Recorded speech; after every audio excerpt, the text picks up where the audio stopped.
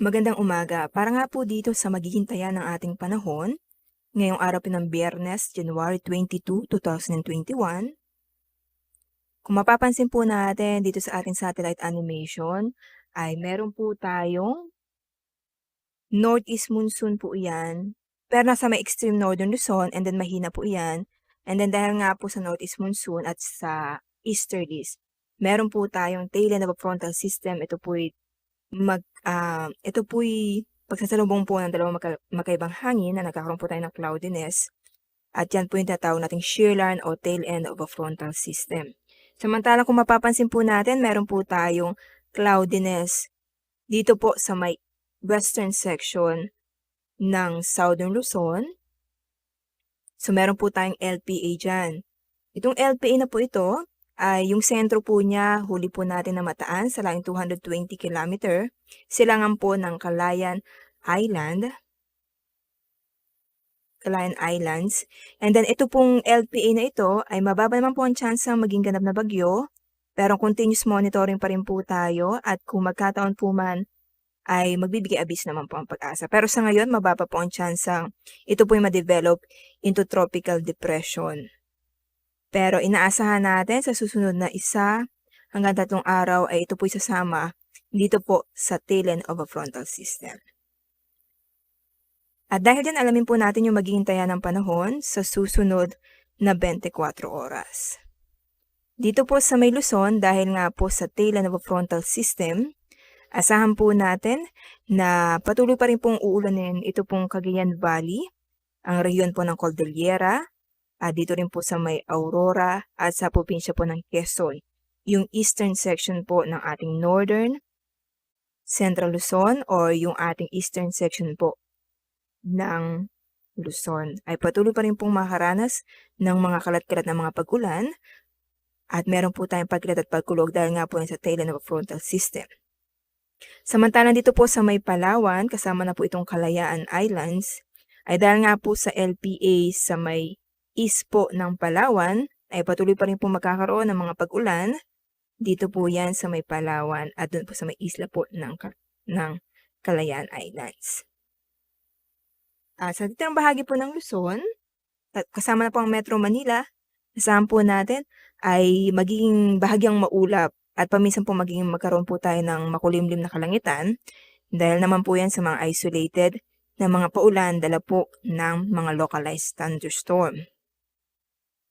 Ang magiging agwat po ng temperatura sa mga ilang major cities dito po sa Luzon, sa may northern Luzon, ito pong Lawag ay nasa pagitan po yan ng 24 to 31 degrees Celsius, sa may Baguio City 16 to 23 degrees Celsius, dito po sa may Tuguegarao 23 to 27 degrees Celsius.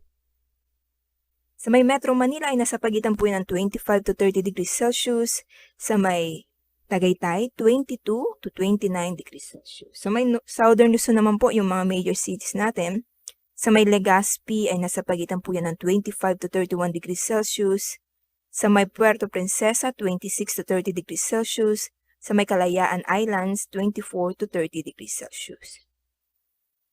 Sa may Visayas at Mindanao, asahan po natin ay magiging mainit at malinsangang panahon. May mga inaasahan po tayong mga isolated na mga paulan dahil po yan sa mga localized thunderstorm. At ang magiging agwat po sa mga major cities sa may Visayas ay sa may Iloilo ay nasa pagitan po yan ng 25 to 30 degrees Celsius, sa may Cebu 25 to 31 degrees Celsius, Tacloban 24 to 30 degrees Celsius. Dito po sa may Mindanao, Zamboanga City, nasa pagitan po yan ng 23 to 32 degrees Celsius. Dito naman po sa may Davao City, 24 to 32 degrees Celsius. Cagayan de Oro, 23 to 30 degrees Celsius. Alamin po natin yung magiging taya ng panahon sa susunod po na 3 araw, pero bago po iyan, alapin po na natin ito pong sea condition natin. So, wala po tayong gale warning po ngayon. Inaasahan po natin na meron po tayong moderate to rough dito po sa may extreme northern Luzon.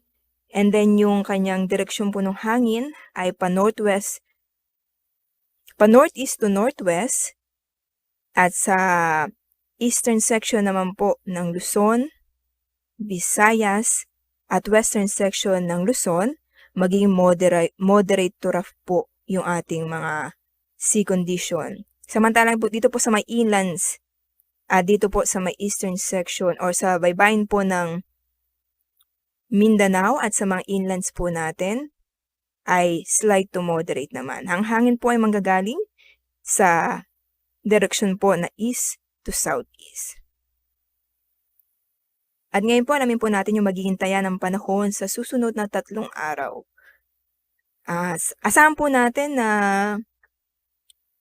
sa susunod po na 1 hanggang 3 araw ay patuloy pa rin pong makakaapekto itong tail end of frontal system sa may eastern section po ng Northern Luzon.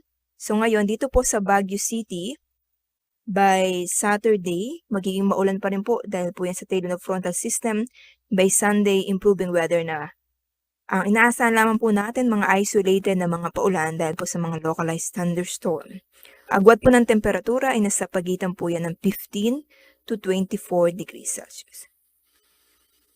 Sa may Metro Manila, asahan pa rin po natin magiging maganda ang ating taya ng panahon. Mga isolated lamang po ng mga paulan dahil po yan sa mga localized thunderstorm. Ang agwat po ng temperatura by Saturday to Monday ay nasa pagitan po yan ng 24 to 31 degrees Celsius. Sa may Legazpi, bahagyang maulap hanggang sa maulap lamang po na kalangitan, and then may mga inaasahan lamang po tayong mga isolated na mga paulan dahil po yan sa mga localized thunderstorm. Agwat po ng temperatura ay nasa pagitan po yan ng 24 to 32 degrees Celsius. Sa may Visayas, dito po sa may Cebu, ay mainit at malinsangang panahon po, bahagyang maulap hanggang sa maulap lamang ang kalangitan. May mga inaasahan po tayo mga pulo-pulong mga pag-ulan dahil po sa mga localized thunderstorm.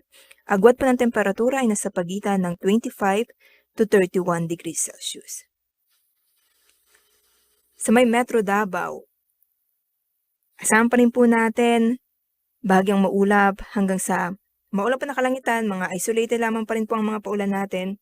At may mga pagkilat at pagulog dahil nga po sa mga localized thunderstorm. Agwat pa ng temperatura by Saturday to Monday ay nasa pagitan po yan ng 24 to 33 degrees Celsius. Ang pagsikat ng araw inaasahan po natin mamaya po yung 6:25. Lulubog naman po ito mamaya hapon sa oras na 5:50. Sa ngayon, sa loob po ng 2 hanggang 3 araw, wala naman po tayong nakikitang LPA na maaari pong ma-develop into bagyo. Pero continuous monitoring po tayo.